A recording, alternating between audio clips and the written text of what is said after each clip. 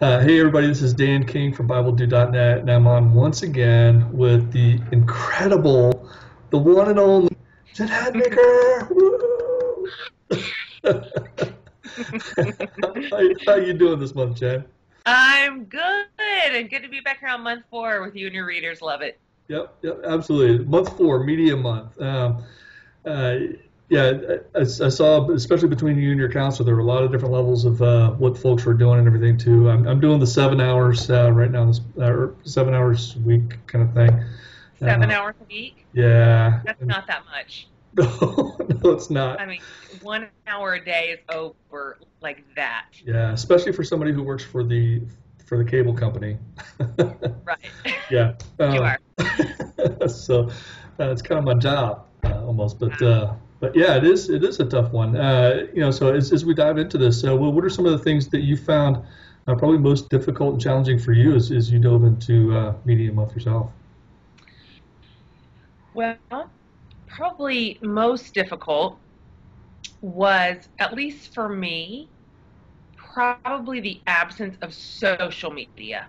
Right. There were elements of traditional media. Just had a couple TV shows that I was really missing. So You Think You Can Dance. It was May. It was Sweeps.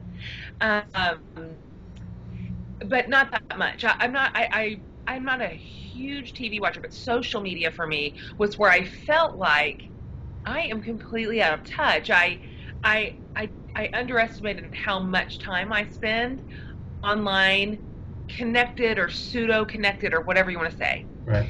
to other people online. And so I remember feeling along the way like, what am I missing? What's happening that I don't know about? Um, as if someone could not pick up the phone and call me, if there was something serious. It's really messed with my thinking. I think our media addiction. I sometimes feel like if I'm not fully connected all the time in the areas that I am, the earth will quit spinning, or I'll just completely fall off the map, and that's of course not true. So to me, the absence of social media was difficult because I'm just so very connected through it. Hmm. And then I would have to say that one thing that was difficult, but also almost the most awesome part, so I'll talk about that next, was, well, there was just so much space in our day. Because, Right. this was my whole family. It wasn't just me, and it wasn't just Brandon, my husband, it was our kids. Yeah. So they had no gaming, they had no TV, they had no texting. I mean, we were all radio silent. And so all of a sudden we were like looking at each other like, what are we gonna do? What Here you are, like in my space. What do we do? And so kind of refinding new family rhythms Yeah. took a little bit of work. Ridiculous. I mean, this is a new problem. Yeah. This is not anything. We weren't dealing with this even 20 years ago. Yeah. Um, but it did take some real intentionality to kind of go, okay, what are we going to do with this time? What are we going to do with this space? Yeah, yeah, it's interesting. And it feels kind of funny too, even being here right now with you at Media Month, and what are we doing? We're creating a YouTube video, to talk about excess of media. So I know, right? I'm And gonna post it on my blog. let me say this, I for sure want to be on record as saying, and we were just talking about this offline a second ago, media and social media for that matter both have a huge upside. Yeah, This is not at all like an all bad or an all good scenario or an always and a never. That would be spectacularly unfair. Traditional media is informative, and it's mobilizing, and it can be instructive and harmlessly entertaining. yeah, And then of course social media, we were just talking, you and I, just a minute ago, just today, via social yeah, media, we managed to get all of these really vulnerable kids in Haiti who have just been rescued from a terribly yeah, abusive orphanage, triple sponsored today yeah, in one day, yeah, just with a few social media clicks. And so to me, this is a matter of discernment. yeah. Can we find that point where we are not so plugged in that our flesh and blood relationships are suffering? So next question then, I mean, we talk about all the good that it can media can do and have and everything too, but what are some of the best things when you're shutting down the media and stuff like that that you found that you've really experienced yourself, as you've gone through Media Month? Number one, productivity. Mm. I would have grossly underestimated how much time I waste here. I would Yeah. have told you, well, I work here, and I do. My Right. work is kind of on the computer and connected online, and this is ministry. I might have said that. In fact, that's all true. But in addition to that, ton of wasted time. And so, I mean, I got stuff Oh, really? done. Stuff done. House clean. I was on top of my deadlines. All my emails were answered. I mean, I was really productive, which really was indicative of how much time I lose and waste here. So, number one, productivity went up. Honestly, for all of us, my kids too. I mean, they're like, "What am I going to do?" I'm like, "Do the laundry." So, I mean, it was awesome. And then, secondly, it was really good to reclaim a lot of face-to-face Mm. relational value. And it wasn't just our family, although that was super special. We spent so much time together practically every single night at home with each other doing something. But also our friends. We had a lot of friends over for dinner that month, or we connected with people in flesh and blood only, really. And so I'd just forgotten that that's special too. And so when we left that month, we were saying to ourselves, let's find a way to hold both. Social media connections in this hand and real life relationships in this hand without sacrificing either one of them. Yeah, it's amazing. And when you talk about that, I love the relationship piece. I see that as a huge, huge thing when you start to shut things down. I've got to talk quite a bit with a friend, Tim Willard, one of the co-authors of the book Veneer.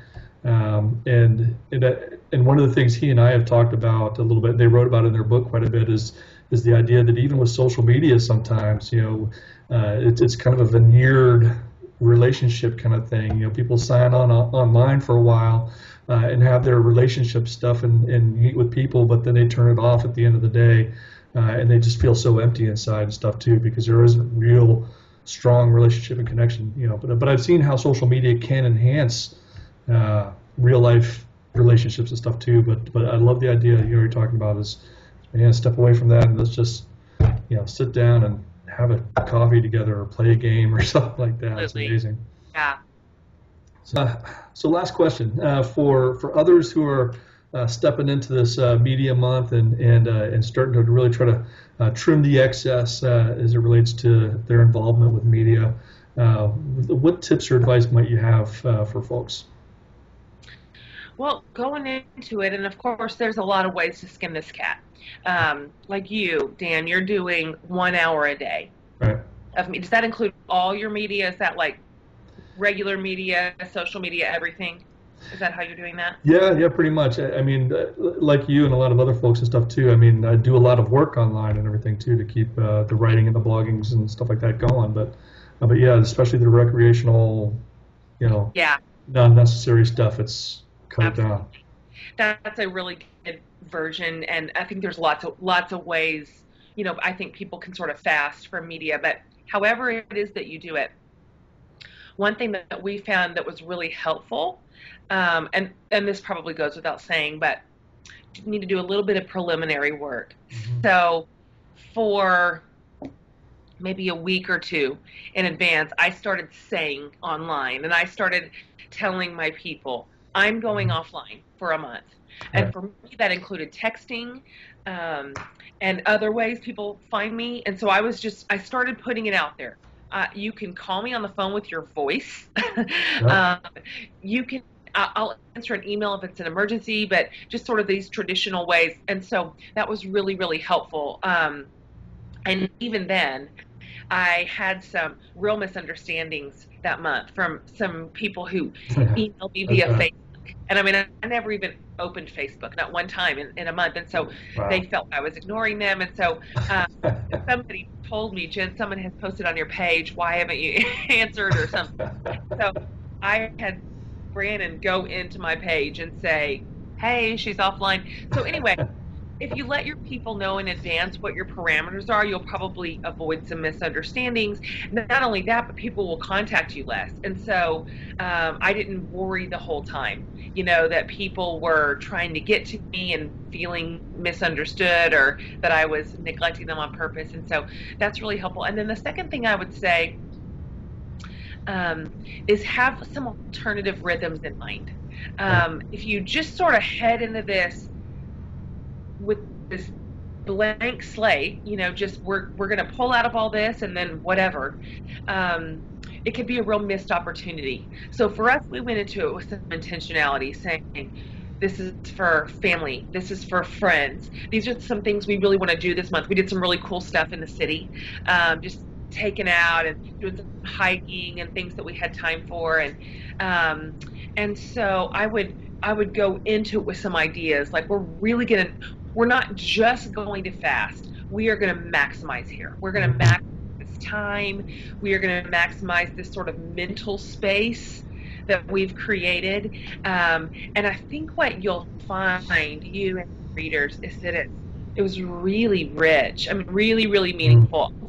All of the family, maybe half the kids, would tell you this was probably one of our favorite months because we ended up having such fun together. Right, right. And so I suspect that you'll get to the end of it feeling renewed and a little bit relieved. It kind of felt good to take a break. It felt good to unplug. It felt really good to not be jumping like Pavlov's dog at every little bit that was ringing.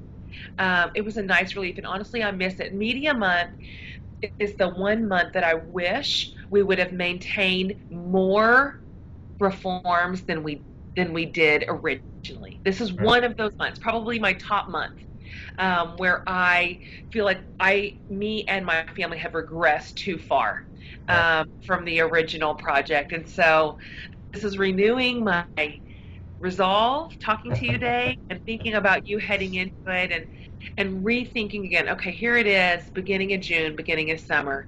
We need a break again. It's time for another break. And so anyway, thank you for re-inspiring me today, and I'll be thinking of you and your readers and participators, and I really look forward to hearing your responses to it. Yeah, that's great. Thanks, Jen.